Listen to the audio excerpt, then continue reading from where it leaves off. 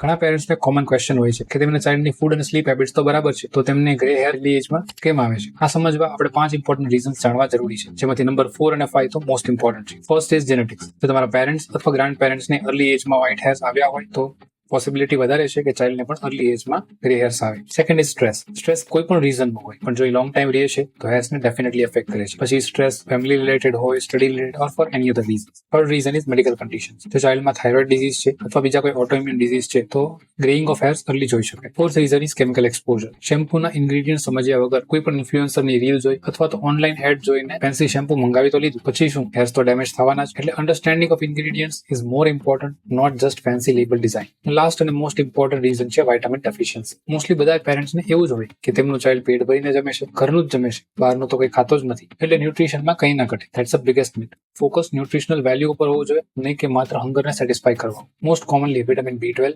Iron અને copper ડેફિશિયન્સીના કારણે white અને ગ્રે હેર્સ વહેલા જોવા મળે છે. સો રિમેમ્બર, કિડ્સમાં થોડા ગ્રે હેર હંમેશા ચિંતાનું કારણ નથી હોતું, પણ જો તમે નોટિસ કરો કે ગ્રે હેર્સ બહુ વધી રહ્યા છે, ફાસ્ટ વધી રહ્યા છે, તો કોઈ પણ રાહ જોયા વગર તમારા એમડી ડર્મેટોલોજીસ્ટની સલાહ લો, જે તમારા ચાઇલ્ડની કન્ડિશનને પ્રોપરલી ઇવેલ્યુએટ કરશે અને પ્રોપર ગાઈડન્સ આપશે. જો આ માહિતી તમને ઉપયોગી લાગી હોય તો લાઈક કરજો, ફોલો કરજો. એવા ફ્રેન્ડ્સ અને પેરેન્ટ્સ જેમને આ ઇન્ફોર્મેશનની ખાસ જરૂર છે તેમની સાથે શેર તો ચોક્કસથી કરજો. Thank you.